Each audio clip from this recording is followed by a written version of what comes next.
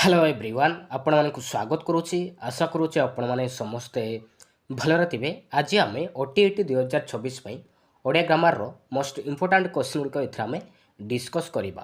तो चलतु डेरी नक आरंभ करवा क्लास। तो देखो फास्ट क्वेश्चन रही प्रतिष्ठा लाभ करेजे ताकू जदि आम एक पदरे प्रकाश कले कौन हम? उत्तम प्रतिष्ठा ना लब्ध प्रतिष्ठा ना प्रतिष्ठित ना सुप्रतिष्ठित। प्रतिष्ठा लाभ करेजे ताकू जदि आम एक पदरे प्रकाश कले कौन हम ना लब्ध प्रतिष्ठा हम। प्रतिष्ठा लाभ करेजे लब्ध प्रतिष्ठा। तो ऑप्शन नंबर बी हूँ आपंकर राइट आंसर। तो नेक्स्ट देखा। तो नेक्स्ट क्वेश्चन रही घुषुरी पेटरू मनीष जाति ये रूढ़ीर अर्थ कौन? घुषुरी पेटरू मनीष जाति तार अर्थ कौन हम? खत गदारे पद्म फूल ना खसामत करवा ना बले पशि कार्य करवा ना निज आयतरे आनिबा। मन रखिए घुषुरी पेटरू मनीष जाति तार अर्थ होची खत गदारे पद्म फूल। तो खत गदारे पद्म फूल फुटब कि? असंभव कथा ना। तो असंभव कथा। तो ऑप्शन नंबर ए जो आपंकर राइट आंसर खत गदारे पद्म फूल। तो ऑप्शन नंबर ए। तो नेक्स्ट देखा हाथ शब्दर प्रतिशब्द कौन? हाथ शब्दर प्रतिशब्द कौन? ऑप्शन ए देछि झाड़ अंग जल देछि, बी रे देखंतु अंग अंग जल, सी रे देछि भुज बाहु, डी रे देछि घर्म। तो हाथर प्रतिशब्द कौन हम? कोड़ा राइट आंसर? राइट आंसर होचा आपनकर ऑप्शन नंबर सी। मन रखिए हाथर प्रतिशब्द होइगला भुज कहबा, बाहु कहबा, कर कहबा, हस्त कहबा, बाहा कहबा, एसबू हूँ गोटे गोटे हाथर प्रतिशब्द। तो ऑप्शन नंबर सी। तो नेक्स्ट देखा आमय शब्दर विपरीत शब्द कौन? आमय शब्दर विपरीत शब्द कौन हम? निरामय ना समय ना मोह ना सुप्त। मन रखिए आमय शब्दर विपरीत शब्द हो निरामय। तो ऑप्शन नंबर ए। आउ सुप्तर विपरीत शब्द कौन हम ना जाग्रत हम। मन रखिए। तो नेक्स्ट देखा सही पिलाटी बड़ दुष्ट। तो सही देछि रेखांकित पदटीर विशेषण निर्णय कर। तो यहाँ गोटे क्यों प्रकार विशेषण पद हम? सार्वनामिक ना सर्वनामर ना विधेय ना अव्ययर विशेषण। मन रखिए यहाँ हूँ आपणकर सार्वनामिक विशेषण पद सही। मन रखिए तो सर्वनाम पद को ही आम कह सार्वनामिक पद बोली कहबा। तो सही एही एहीटी सेईटा यह सब हूँ सार्वनामिक विशेषण पद। तो ऑप्शन नंबर ए। तो नेक्स्ट देखा फलटी पड़ा रेखांकित पदर क्रिया निर्णय कर। तो पड़ा तो यहाँ गोटे क्यों प्रकार क्रिया? मिश्र क्रिया ना असमापिका क्रिया ना अमिश्र क्रिया ना सकर्मक क्रिया। मन रखिए यहाँ हूँ आपणकर अमिश्र क्रिया। मन रखिए पड़ा तो यहाँ हूँ अमिश्र क्रिया। तो अमिश्र क्रिया क्या कहबा?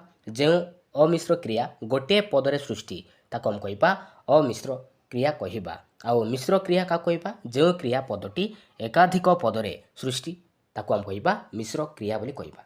तो ऑप्शन नंबर सी हूँ आपंकर राइट आंसर। तो पड़ा तो यहाँ हूँ अमिश्र क्रिया। तो नेक्स्ट देखा। तो नेक्स्ट क्वेश्चन रही लोक क्यों लिंग चिन्ह? तो लोक तो यहाँ गोटे क्यों लिंग? पुल्लिंग ना उभय लिंग ना स्त्रीलिंग ना क्लीबलिंग। मन रखिए यहाँ हूँ आपणकर उभय लिंग। मन रखिए तो लोक कौन सी पुल्लिंग बुझौ ना कि स्त्रीलिंग को बुझौ ना। तो यहाँ होगला उभय लिंग। मन रखिए तो ऑप्शन नंबर बी हूँ आपणकर राइट आंसर। तो नेक्स्ट देखा जे सृष्टि करे से जे सृष्टि करे से ताकू जदि आम एक पदरे प्रकाश कले कौन हम? स्रष्टा ना विधाता ना ईश्वर ना ब्रह्मा। मन रखिए जे सृष्टि करे से स्रष्टा। तो ऑप्शन नंबर ए जो आपणकर राइट आंसर। तो नेक्स्ट देखा पिलाटी कोठारू पड़ीगला। कोठारू रेखांकित पदटीर कारक निर्णय कर। तो यहाँ गोटे कोठारू रो देछि। तो यहाँ गोटे क्यों प्रकार कारक? कर्म कारक ना करण कारक ना अपादान कारक ना अधिकरण कारक। मन रखिए यहाँ हूँ आपणकर अपदान कारक। अपदान कोठारू। तो कारक क्या कहबा? वाक्य क्रियापद सहित जो पद मानकर संबंध थाए ताको हम कहबा कारक बोली कहबा। मन रखिए तो ऑप्शन नंबर सी हूँ आपणकर राइट आंसर। तो ठारू देछि जेमति कि ठारू गोटे वस्तु आउ गोटे वस्तु ठारू अलगा हुए ताको हम कहबा कौन? अपदान कारक बोली कहबा। मन रखिए तो जहाँ ठारू अलगा हुए तारी ठारे ही ଆମର ଅପଦାନ କାରକ ସୃଷ୍ଟି ହୋଇଥାଏ। ମନେ ରଖିବେ। ତ ରୁ ଦେଇଛି ତ ଏଇଟା ହେଉଛି ଅପଦାନ କାରକ କହିବା। ମନେ ରଖିବେ। ତ ଅପସନ୍ ନମ୍ବର ସି। ତ ନେକ୍ସଟ ଦେଖିବା ସକାବହର ସନ୍ଧି ବିଚ୍ଛେଦ କଲେ କ'ଣ ହେବ? ସକାବହର ସନ୍ଧି ବିଚ୍ଛେଦ କର। ଶକଯୁକ୍ତ ଆବହ ନା ଶକାଯୁକ୍ତ ଆବହ ନା ଶକଯୁକ୍ତ ଆବହ ନା ଶକାଯୁକ୍ତ ବହ। ସକାବହ ତାକୁ ଯଦି ଆମେ ସନ୍ଧି ବିଚ୍ଛେଦ କଲେ କ'ଣ ହେବ? କ'ଣ ହେବ? ମନେ ରଖିବେ ଶକ ଯୁକ୍ତ ଆବହ ସକାବହ। ମନେ ରଖିବେ। ତ ଅପସନ୍ ନମ୍ବର ଏ ଯେଉଁ ଆପଣଙ୍କର ରାଇଟ୍ ଆନ୍ସର। ତ ନେକ୍ସଟ ଦେଖିବା। ତ ନେକ୍ସଟ କ୍ୱେଶ୍ଚନ୍ ରହିଛି କୃଦନ୍ତରେ ଶବ୍ଦ ଗଠନର ମୂଳ ଉପାଦାନଟି କ'ଣ? କୃଦନ୍ତରେ ଶବ୍ଦ ଗଠନର ମୂଳ ଉପାଦାନଟି କ'ଣ? ଧାତୁ ନା ପ୍ରତ୍ୟୟ ନା ବିଭକ୍ତି ନା ଶବ୍ଦ। ରାଇଟ୍ ଆନ୍ସର କେଉଁଟା ହେବ? ରାଇଟ୍ ଆନ୍ସର ହେଉଛି ଆପଣଙ୍କର ଅପସନ୍ ନମ୍ବର ଏ ଧାତୁ ନା ଧାତୁ। ତ କୃଦନ୍ତ ଶବ୍ଦ କାହା କହିବା?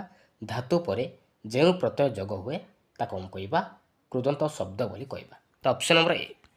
ତ ନେକ୍ସଟ ଦେଖିବା ଅଧୁନା ବ୍ୟବହୃତ ଅପରୂପ ଶବ୍ଦଟିର ମୂଳ ଅର୍ଥରେ କି ପରିବର୍ତ୍ତନ ଘଟିଛି? ଅର୍ଥ ଉନ୍ନୟନ ନା ଅର୍ଥ ସଂକୋଚନ ନା ଅର୍ଥ ସମ୍ପ୍ରସାରଣ ନା ଅର୍ଥାଦେଶ। କି ପରିବର୍ତ୍ତନ ଘଟିଛି? ମନେ ରଖିବେ ଅର୍ଥ ଉନ୍ନୟନ ପରିବର୍ତ୍ତନ ଘଟିଛି। Option number A. ତ ନେକ୍ସଟ ଦେଖିବା ପ୍ରଦେଶ ଯୁକ୍ତ ଏକ ପ୍ରାଦେଶିକ ଶବ୍ଦରେ ବ୍ୟବହୃତ ଏକ ପ୍ରତ୍ୟୟ କେଉଁ ଅର୍ଥରେ ବ୍ୟବହୃତ? ପଣ୍ୟ ଅର୍ଥରେ ନା ଜୀବିକା ଅର୍ଥରେ ନା ସମ୍ବନ୍ଧ ଅର୍ଥରେ ନା କର୍ତ୍ତ ଅର୍ଥରେ। ଏଇଟା ହେଉଛି ସମ୍ବନ୍ଧ ଅର୍ଥରେ ବ୍ୟବହୃତ ହୋଇଛି। ତ ଅପସନ୍ ନମ୍ବର ସି। ତ ନେକ୍ସଟ ଦେଖିବା ଅଠା କାଠିରେ ପଡ଼ିବା ତାର ଅର୍ଥ କ'ଣ ହେବ? ଅଠା କାଠିରେ ପଡ଼ିବା ଏ ରୂଢ଼ିର ଅର୍ଥ କ'ଣ ହେବ? ତାର ଅର୍ଥ ହେଉଛି ବିପଦରେ ପଡ଼ିବା। Option number A. ତ ନେକ୍ସଟ ଦେଖିବା ଲାଗୁଆ ତାର ଅର୍ଥ କ'ଣ ହେବ? ଏ ରୂଢ଼ିର ଅର୍ଥ କ'ଣ ହେବ? ତାର ଅର୍ଥ ହେଉଛି ଧରାବନ୍ଧା। ମନେ ରଖିବେ ଅପସନ୍ ନମ୍ବର ଏ। ତ ନେକ୍ସଟ ଦେଖିବା। ତ ନେକ୍ସଟ କ୍ୱେଶ୍ଚନ୍ ରହିଛି କେଉଁ ବିକଳ୍ପଟିରେ ବିଶେଷ ପଦ ବିଶେଷଣ ପଦ ରୂପେ ବ୍ୟବହୃତ ହୋଇଛି? ସୁନାହାର ନା ସୁନ୍ଦର ଝିଅ ନା ଅତି ଚତୁର ନା ଜିଅନ୍ତା ମାଛ। ରାଇଟ୍ ଆନ୍ସର କେଉଁଟା ହେବ? ରାଇଟ୍ ଆନ୍ସର ହେଉଛି ଆପଣଙ୍କର ଅପସନ୍ ନମ୍ବର ଏ ସୁନାହାର ବିଶେଷ ପଦ ବିଶେଷଣ ପଦ ରୂପେ ବ୍ୟବହୃତ ହୋଇଛି। Option number A. ତ ନେକ୍ସଟ ଦେଖିବା ଅର୍ଣ୍ଣ ଶବ୍ଦର ସମଚାରିତ ଶବ୍ଦ କ'ଣ? ଜଳ ନା ଭାତ ନା ଖାଦ୍ୟ ନା ଜମ। ଅର୍ଣ୍ଣ ଶବ୍ଦର ସମଚାରିତ ଶବ୍ଦ କ'ଣ? କେଉଁଟା ହେବ ରାଇଟ୍ ଆନ୍ସର? ରାଇଟ୍ ଆନ୍ସର ହେଉଛି ଆପଣଙ୍କର ଅପସନ୍ ନମ୍ବର ଏ ଜଳ। ମନେ ରଖିବେ। ତ ନେକ୍ସଟ ଦେଖିବା ତଦ୍ଧିତରେ କେଉଁ ପ୍ରକାର ଶବ୍ଦ ଗଠନ ପଦ୍ଧତି ଅଶୁଦ୍ଧ ବିବେଚିତ ହୋଇଥାଏ? ବିଶେଷରୁ ବିଶେଷଣ ନା ବିଶେଷଣରୁ ବିଶେଷଣ ନା ଶବ୍ଦରେ ପ୍ରତ୍ୟଯୁକ୍ତତା ନା ଏମାନଙ୍କ ମଧ୍ୟରୁ କୌଣସିଟି ନୁହେଁ। ତଦ୍ଧିତରେ କେଉଁ ପ୍ରକାର ଶବ୍ଦ ଗଠନର ପଦ୍ଧତି ଅଶୁଦ୍ଧ ବିବେଚିତ ହୋଇଥାଏ? ରାଇଟ୍ ଆନ୍ସର କେଉଁଟା ହେବ? ରାଇଟ୍ ଆନ୍ସର ହେଉଛି ଆପଣଙ୍କର ଅପସନ୍ ନମ୍ବର ବି ହେଉଛି ଆପଣଙ୍କର ରାଇଟ୍ ଆନ୍ସର ବିଶେଷଣରୁ ବିଶେଷଣ। ମନେ ରଖିବେ।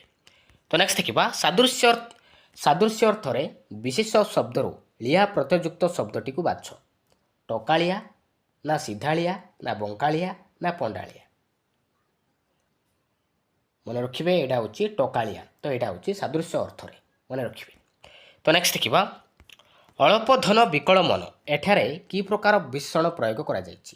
ପୂର୍ବବାଚକ ନା କ୍ରିୟାଜ ନା ଅବସ୍ଥାବାଚକ ନା ପରିମାଣବାଚକ। ଏଇଟା ହେଉଛି ଆପଣଙ୍କର ପରିମାଣବାଚକ। ଅଳପ ଧନ ବିକଳ ମନ। ତ ଏଇଟା ହେଉଛି ପରିମାଣବାଚକ ବିଶେଷଣ ପ୍ରୟୋଗ କରାଯାଇଛି। ତ ଅପସନ୍ ନମ୍ବର ଡି। ତ ନେକ୍ସଟ ଦେଖିବା। ତ ନେକ୍ସଟ କ୍ୱେଶ୍ଚନ୍ ରହିଛି ଦିନର ବିପରୀତ ଶବ୍ଦ କ'ଣ? ଦିନର ବିପରୀତ ଶବ୍ଦ କ'ଣ? ସନ୍ଧ୍ୟା ରାତି ନା ପ୍ରଭାତ ନା ସକାଳ। ଦିନର ହେଉଛି ରାତି। ତ ଅପସନ୍ ନମ୍ବର ବି। ତ ନେକ୍ସଟ ଦେଖିବା ଭଲର ବିପରୀତ ଶବ୍ଦ କ'ଣ ହେବ? ଭଲର ହେଉଛି ଖରାପ। ମନେ ରଖିବେ ଅପସନ୍ ନମ୍ବର ସି। ତ ନେକ୍ସଟ ଦେଖିବା ଛୋଟର ବିପରୀତ ଶବ୍ଦ କ'ଣ ହେବ? ଛୋଟର ହେଉଛି ବଡ଼। ମନେ ରଖିବେ। ତ ନେକ୍ସଟ ଦେଖିବା ଏବେ ଦେଖିବା ଆଲୋକର ବିପରୀତ ଶବ୍ଦ କ'ଣ ହେବ? ଆଲୋକର ହେଉଛି ଅନ୍ଧାର। ମନେ ରଖିବେ। ତ ନେକ୍ସଟ ଦେଖିବା ଏବେ ଦେଖିବା ସତ୍ୟର ବିପରୀତ ଶବ୍ଦ କ'ଣ ହେବ? ସତ୍ୟର ହେଉଛି ଆପଣଙ୍କର ମିଥ୍ୟା। ମନେ ରଖିବେ।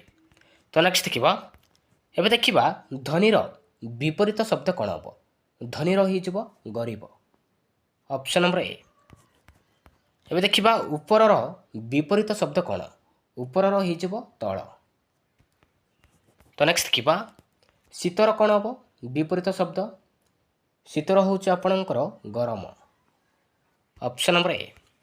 ଏବେ ଦେଖିବା ନୂଆର ବିପରୀତ ଶବ୍ଦ କ'ଣ? ନୂଆର ହେଉଛି ଆପଣଙ୍କର ପୁରୁଣା।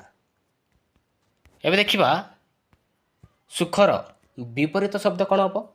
ସୁଖର ହେଇଯିବ ଦୁଃଖ। Option number C.